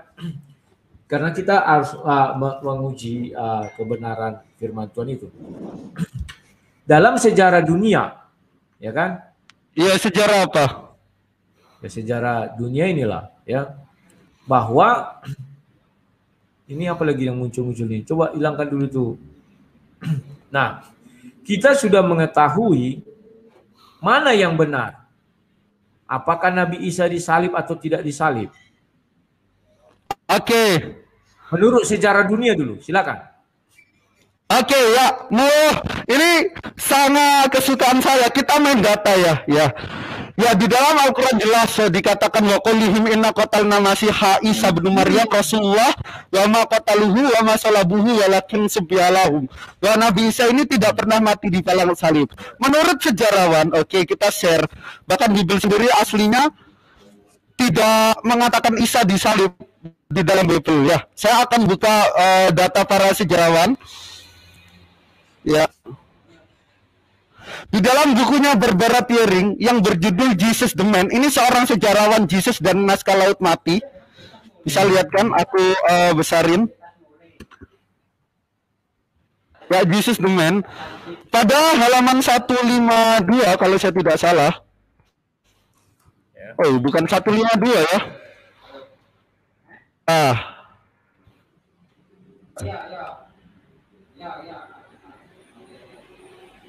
Oh, ini 154 ya. A date that file. Kita percaya umat muslim bahwa penyaliban itu benar-benar eksis, tapi masih ambigu siapakah yang disalib. Ya. Saya enggak tanya siapa yang disalib. Ini kenapa di dalam ini saya akan jelaskan dari data sejarawan. Tolong diam. Baru ditanya saya. Enggak. Gini. Pertanyaan saya bukan itu. Ya, let me finish. Bro Rudi bertanya, saya memiliki kewajiban menjawab, dan jawaban saya itu selalu didasari data. Oke, tahan dulu ya. Ya, kalau main data kan enak, jangan kira takiah. Oke. Ini datanya bahasa Inggris, tapi Rudi nggak bisa bahasa Inggris kayaknya. Ya. Ya, bercanda. Nah, ini di dalam bukunya Barbara Piering, seorang sejarawan Jesus dan naskah mati, dengan tajuk A Deed That File. Di sini dikatakan, Jesus did not die on the cross. He recovered from the effect of the poison, was helped to escape from the tomb by friends, and stayed with them until he reached Rome. Itu yang dikatakan oleh sejarawan Kristen sendiri. Yesus itu sejatinya tidak mati di kayu salib. Ia berhasil sembuh dari efek racun. Dia dibantu untuk merecovery oleh teman-temannya, lalu dibawa kembali ke Roma. Dan itu yang mengatakan bukan orang Islam, bukan orang Yahudi, bukan orang ateis, tapi orang Kristen sendiri. Dan itu data. Oke. Berarti kau menyangkal An-Nisa 157. Apa yang saya sangkal? Tidak disalib. Lah iya. Arti itu disalib tadi kau itu bilang apa? disalib. Tadi kau bilang disalib itu tidak apa? mati. Oke. Ya. Pertanyaan bagus ini. Pertanyaan bagus. Biar aku jawab ya. Oke. Ya. Kata penyaliban di dalam bahasa Inggris itu adalah crucifixion. Kalau lo dicek di dalam Oxford Dictionary, kata crucifixion itu artinya seorang yang digantung di palang salib gini, lalu mati. Itu baru clock disalib. Al-Quran mengatakan wama qataluhu, dia tidak mati disalib, wama salabuhu walakin subbihalahum. Nah, itu cocok. Barbara Kering mengatakan that Jesus not die in the cross. Yesus tidak mati di palang salib, tapi dia berhasil sembuh sebagai korban penebus salah. Lalu dia tua menikah melihat istrinya. Yesaya 53 ayat 10. Itu jawabannya berdasarkan data dan fakta yang ada. Al-Quran tidak mengatakan demikian. Al-Quran mengatakan tidak disalib, yang disalib yang diserupakan. Artinya ya, Yesus tidak naik sedikit pun. Tetapi yang diserupakan. Itu Lerudi tidak bisa baca. Iya, saya tahu. Bahkan saya tahu ayatnya. Wa qaulihim inna qatalna Masiha Isa bin Maryam Rasulullah wa ma qataluhu wa ma salabuhu walakin subbihalahum. Kata qataluhu, misal kalau lo dicek di dalam Al-Qur'an terjemahan Yusuf Al di dalam bahasa Inggris, di sana dikatakan crucified on the day. Artinya apa? Kata crucifixion, kalau kita cek di dalam Oxford Dictionary, artinya seorang yang digantung di palang salib lalu gini dan dia mati. Tapi Al-Quran mengatakan dia tidak mati di palang salib. Tetapi dia tidak mati juga, gak masalah Bu. Dia tidak disalib. Iya, masalahnya. Jangan kau iya, ada dua perspektif. Kalau diserupakan, bahkan di Bible mengatakan. Jangan kau taati isi Al-Quran. Al-Quran bilang tidak disalib loh, yang disalib yang diserupakan. Sementara kata salah sebentar. Sementara mengambil istilah Barbara Tering, dia disalib tetapi tidak mati. Sementara Al-Quran mengatakan tidak disalib. Yang disalib itu yang diserupakan. Kenapa kau melawan lagi? Kan aneh. Oke. Lerudi mau ku jawab pakai Bible, pakai data sejarawan atau apa? Tentang yang diserupakan Yesus tidak mati di salib. Al-Quran jelas Amsal 157. Iya. Tentang Al-Quran. Dari Al-Quran kita sesuaikan dengan sejarah dunia. Apa benar ini dari Tuhan atau bagaimana? Silakan. Oke, sekarang sebelum kita ke Al-Quran sejarah dunia mana yang Leru dibaca? Tolong tunjukkan datanya. Buku sejarah apa? Sejarah dunia apa? Kak, tadi kau sudah mengambil buku Barbara Tering. Barbara Tering yang kau andalkan itu mengatakan Yesus disalib tapi tidak mati. Berbeda dengan Al-Quran. Yesus, Nabi Isa sama sekali tidak disalib. Salah. Enggak, gini, yang aku herankan, sebelumnya mohon maaf ini, Lerudi tidak paham bahasa Inggris, tidak paham kaidah bahasa Inggris, lalu mengatakan, ternyata yang dikatakan Barbara Tering begitu. Kalau kita main data, kita cek arti kata crucifixion itu seorang yang digantung di palang salib, dipaku, lalu dia mati. Tapi Barbara Tering mengatakan Jesus not die on the cross.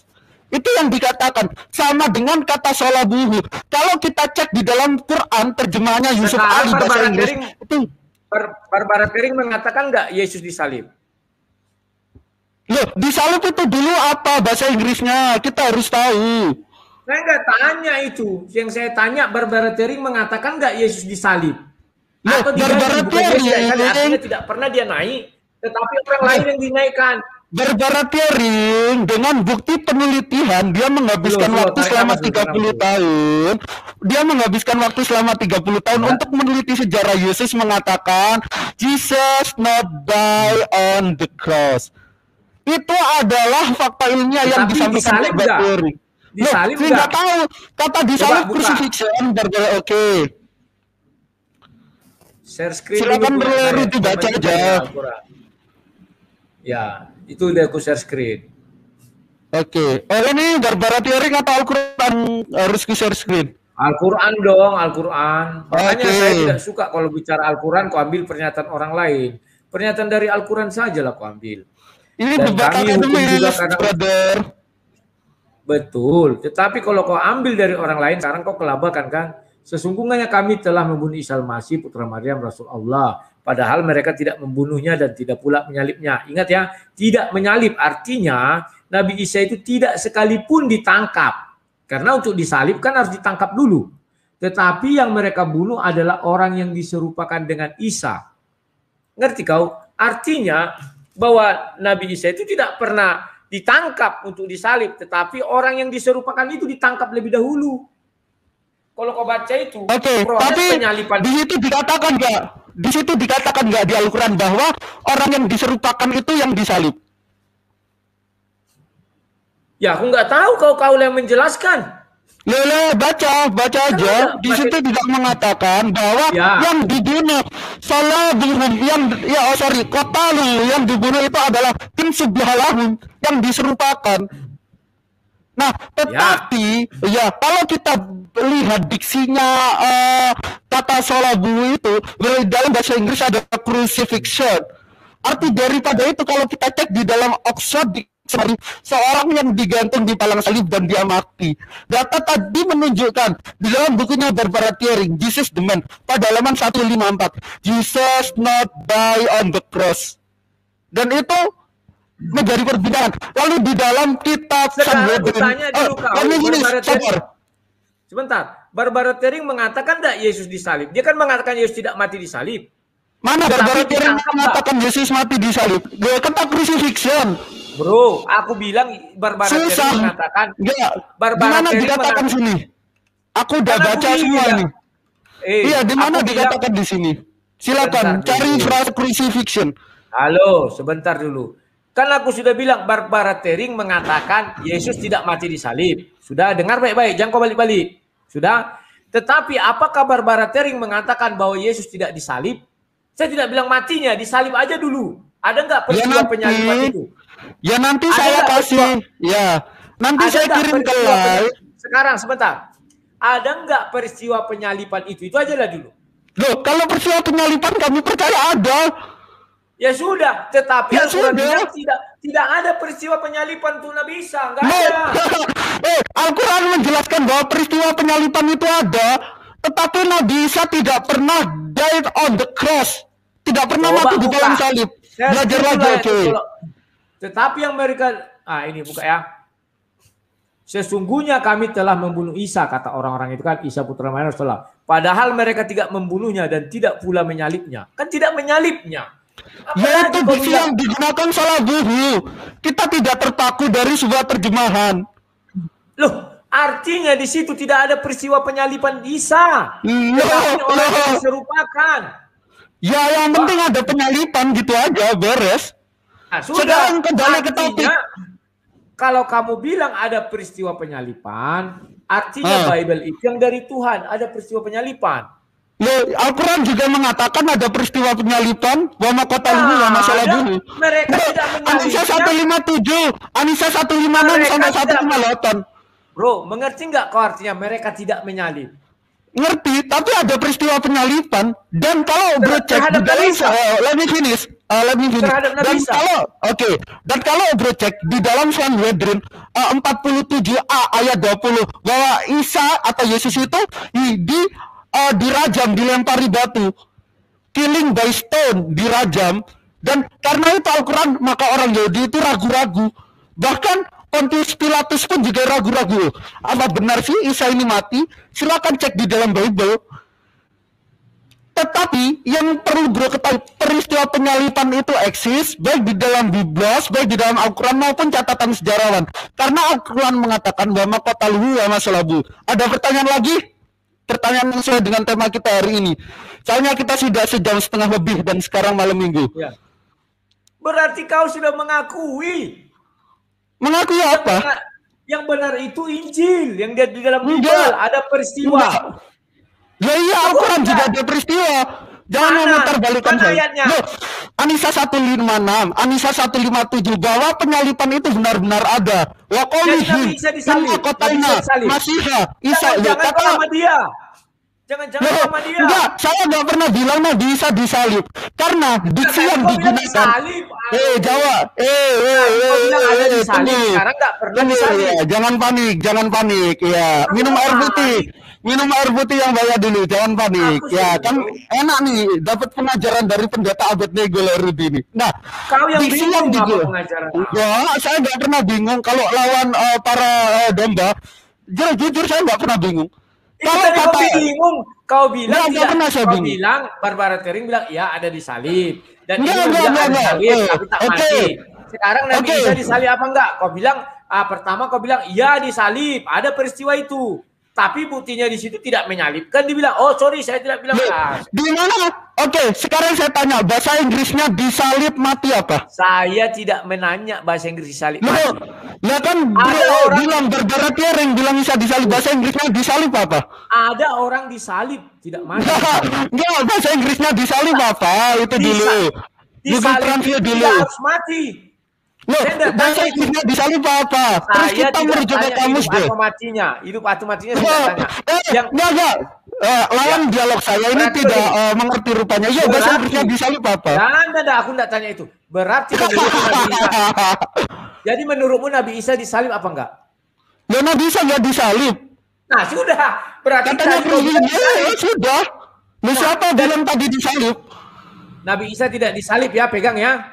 Iya. Oke. Sekarang aku tanya, Barbara Tering mengatakan Yesus disalib apa enggak? Enggak. Sekarang sekarang katanya Yesus tidak disalib. Yesus ditangkap. Sekarang Barbara Tering mengatakan enggak Yesus ditangkap dan dia diadili. Nanti aku kasih PDF-nya. Silakan cari frasa crucifixion. Sekarang bahasa Inggrisnya disalib apa? Gini aja. Biar lebih gampang, gampang. Apakah Barbara Tering mengatakan Yesus ditangkap? Yesus ditangkap. Yesus ditangkap. Iya. Kenapa? Ya. Al-Quran mengatakan Nabi Isa tidak ditangkap. Kata siapa? Kata siapa? Baca aja yang ayat kau bilang tadi. Kalau ditangkap pasti silakan baca ayatnya. Enggak juga. Enggak juga. Orang udah digari misalnya. Bagaimana? Kalau ditangkap misal nih polisi nangkap Lerudi, terus Lerudi setelah ditangkap bisa kabur kan? Nggak jadi diceblosin penjara. Ini tidak kabur bro, tapi digantikan. Artinya dia tidak pernah ditangkap karena digantikan. Ngerti maksudnya? Yang mengganti ini tidak pernah ditangkap. Misal Rudi sudah buka baju dia geng. Takut enggak, aku udah panas dia. Enggak lah, aku pakai jas kulan. Sudah. Iya, udah lah. Apa? Ya, kita udah. Oke. Kita lanjut lagi. Kita sudah berbagi waktu kau 40 menit. Iya. 40 menit. Aku mohon maaf ya apabila ada salah kata lagi. Aman. Selu. Iya. Takut aku tampil wajah nanti dilaporkan oleh viewer Lerudi. Enggak. Orang Kristen tidak akan pernah melaporkan. Tenang aja. Oke, Goldian terima kasih ya. Salam damai. Thank you ya. Sampai ketemu lagi. Yo. Bye-bye. Oke, terima kasih teman-teman. Ya itulah dialog saya dengan Bang Rudi Yohanes dengan segala asumsi liar padahal saya telah mengeluarkan data dan fakta yang ada dan dia tidak menjawab poin saya tentang Bible karena dia nggak paham Bible. Tidak seperti pendeta Abednego yang lebih paham Bible daripada Bro Rudi. Mungkin setelah ini 15 menit lagi atau 20 menit lagi saya akan review debat saya ya. Oh ya, untuk teman-teman yang ingin beli kaos toko Islam yang emas bisa ya, saya kaosnya bagus, kainnya juga bagus dan tentunya kaos itu dapat menghindari kita dari roh-roh jahat atau roh kudus yang akan meracuni otak kita. Nah ini ya, ada Ali bin Abi Thalib. Terus tadi sudah ada di komunitas saya, bisa WA di 0857 90 80 1766. Terima kasih semuanya, tetap stay tune terus di channel Pendeta Abednego atau Goldian Simbolon. Semoga Allah Subhanahu wa taala Tuhan kita memberkati kita semua dan menaungi kita di segala aktivitas. Wala tamutunna illa wa antum muslimun, dan janganlah kalian mati, kita mati kecuali benar-benar dalam keadaan muslim. Sampaikanlah satu ayat walaupun dariku. Hadis Rasulullah sallallahu alaihi wasallam. Akhir kalam wallahu alam bisawab, nasrun minallah wa fatkun qarib. Nun wal kalam ya mayasturun. Wassalamualaikum warahmatullahi wabarakatuh.